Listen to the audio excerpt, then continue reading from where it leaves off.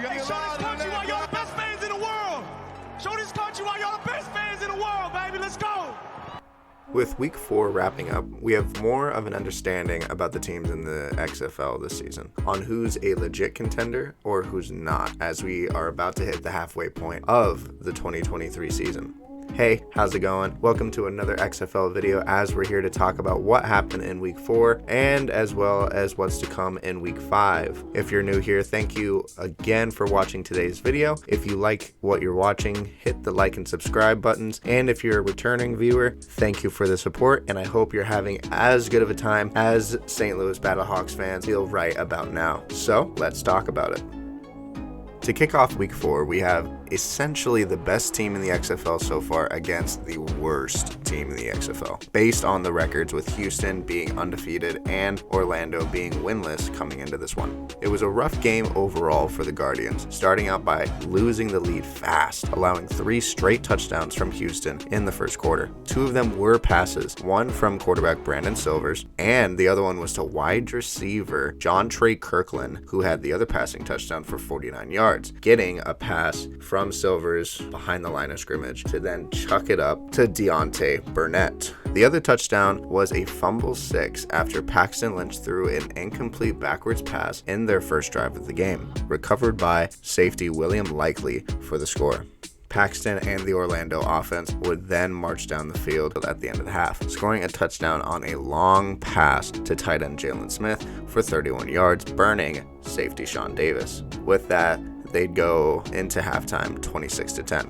In the second half, Orlando would have another massive play early in the third quarter from Paxton Lynch launching a big pass to Charleston Rambo, topping off the defense for 81 yards and the score, making the game a little more exciting and closer, with the score being 26-16. But Houston would do what they do best, and that's dominate on the offensive side, scoring 2 straight touchdowns, responding to that Orlando score, one being on the ground and the other from Brandon Silvers topping off his day with 239 passing yards and 3 touchdowns. While the Roughnecks were missing Mac Borghi, the starting running back this week, they still were very productive, having 95 total rushing yards. Houston would then pull Silvers out of the game since they were already up 38-16, and sub in their backup quarterback from Hawaii, Cole McDonald, as they would end up running the ball out and adding another win to the column. For the second game on Saturday, we had the Brahmas coming off a bad loss to Houston, traveling to a very confident Seattle team as they got their first win last week against the Vipers. The game overall was a really good physical game when many thought it would have been a high-scoring affair. The defenses definitely made sure their presence was felt, literally fighting until the last play. With a slow start offensively for the Sea Dragons, they'd score their first touchdown with 38 seconds left in the second quarter, with a pass from Ben DiNucci to Jawan Green, getting his second receiving touchdown of the season. With that score, the offense seemed to find their rhythm by moving the ball more efficiently through the well-balanced air and running attacks than San Antonio was trying to. San Antonio offensively was continuing the struggles they had from last week after a rough performance from Jack Cohn. This week he improved for sure, tripling last week's passing yards, but Cohn was still missing on key passes as well as being constantly pressured by the defense. Rushing wise, they weren't able to do anything either with 21 total rushing yards. Really, the only points they scored was 2 field goals by John Romo, including one which was the longest field goal so far in the XFL, being 57 yards out right before halftime. Though Seattle would look really good in their second touchdown drive, which was later in the fourth quarter, marching down the field and pounding the ball on the 1-yard line with Morgan Ellison getting his first rushing touchdown of the season. Morgan would go off to top off his day, having 69 rushing yards, and a touchdown. After that score, San Antonio would fail on a 4th down, but Ben DiNucci would go back out there and throw another boneheaded pick that should have never happened in the first place. But since Seattle's defense was playing lights out all night, San Antonio's offense would fail again on a 4th down conversion. Seattle would go on to win that game, and Ben DiNucci would be the first quarterback in the XFL to have 1,000 passing yards this season.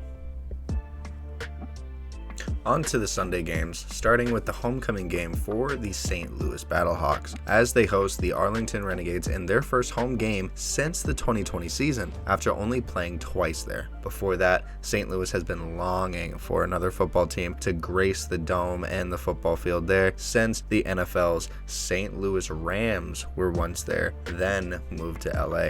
With that, the crowd was of course loud and the atmosphere was insane, with Arlington flying in to play the Battlehawks. After an uneventful first quarter, St. Louis's defense would get a huge pick in the second quarter by Trey Watson Sr. Then Arlington would get a pick and a field goal of their own the drive after. Safety Joe Powell would get the interception. At the end of the half, A.J. McCarron would respond to that interception with 3 big throws on the next drive, including a 27-yard dime to Darius Shepard to extend their lead 11-3 at halftime.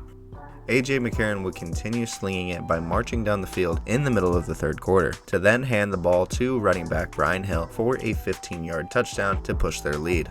Later in the third, going into the fourth quarter, Kyle Slaughter would come back in after throwing a pick earlier by marching down the field, making some big throws, including a 41-yard pass to Caleb Van Der Esch to help set up a scoring drive, ending with a rush on the goal line by Devion Smith. The Battlehawks offense would then go down the field on the next drive, going 6 plays, ending with another great 25-yard throw to Hakeem Butler, getting another receiving touchdown, being one of the only receivers in the XFL with a receiving touchdown in each game so far. The Renegades would end up turning over the ball twice at the end when having a chance to come back. That being said, St. Louis would get a big win in their first home game of the season and looking to continue the momentum with another home game next week. To then end the great week of Week 4, we have the rematch from Week 2 with the DC Defenders, this time hosting the Vegas Vipers. Both teams coming off high-scoring affairs in Week 3, and both offenses looking to continue the momentum. And honestly, this game was way better than their last encounter in Week 2, mainly because of the weather not playing such a factor, so the offenses were able to run their plays effectively. The game started with fireworks, with DC getting another turnover on defense this season, with Brett Hundley fumbling the first snap of the game, to then be recovered by Davin Bellamy, who's had a great year defensively so far to start out. Then DC would go on to score 5 plays later with a rushing touchdown from Derek King for 5 yards. DC would then, again in the second quarter, march down all the way to the 3-yard line to give the ball to Derek King, who'd end up scoring another touchdown, running the ball off a quarterback draw on 3rd down. For Vegas, after a missed field goal drive from the Vipers in the first quarter, Brett Hundley would be taken out of the game due to a high thigh injury, which has been bothering him all week apparently. Because of that, Luis Perez would get back onto the offense, helping Vegas get 2 field goals, making the score 14-6 at halftime. They had a missed opportunity at the end of half though to score a touchdown. Luis Perez had a great effort run play to try and score, but it was marked down 2 yards before the end zone. Vegas went to fail on a 4th down conversion in their first drive of the second half. So DC would go score back-to-back field goals to extend their lead while dominating on offense with their run game. Abram Smith and Jordan Ta'amu were the main runners during the game, with Abram Smith getting 58 rushing yards and Jordan getting 89 rushing yards.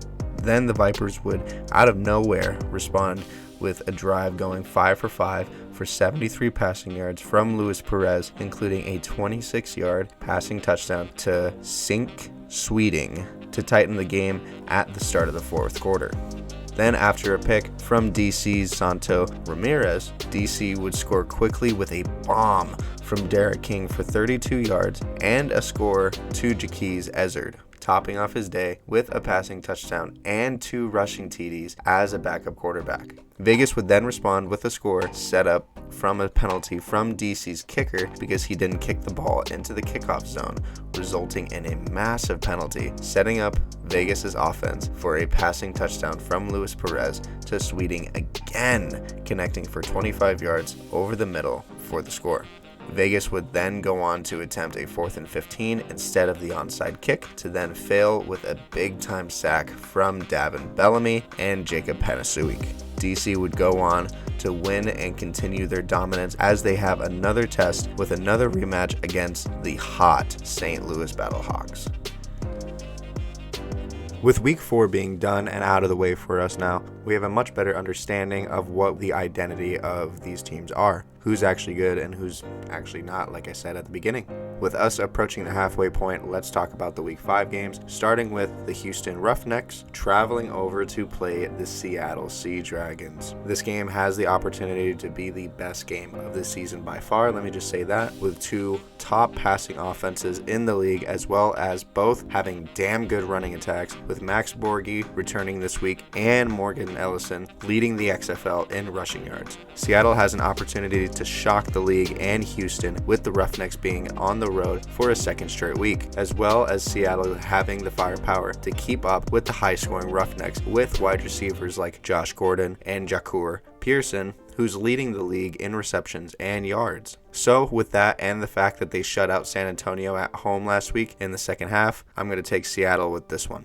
Up next, we have the DC Defenders traveling over to play the St. Louis Battlehawks. This game has the chance to be a very physical ball game because of the bad blood between these two teams from week 3, after DC won 34-28 and ended with a whole team brawl at the end.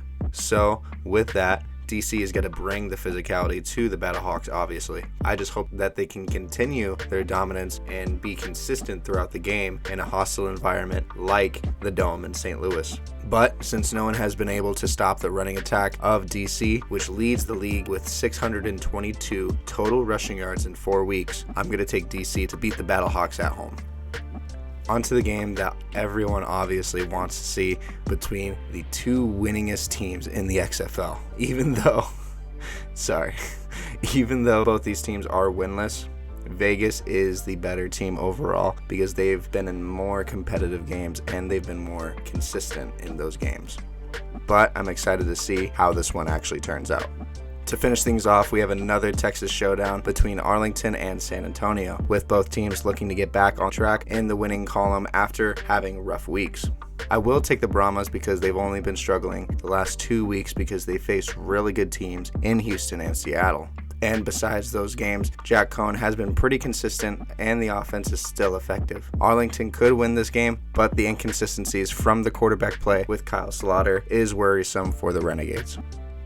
Alright, that's the video. Thanks for watching. If you enjoyed, please let me know your thoughts in the comments down below, as well as like and subscribe to continue the XFL season coverage. Again for watching, and have a good one.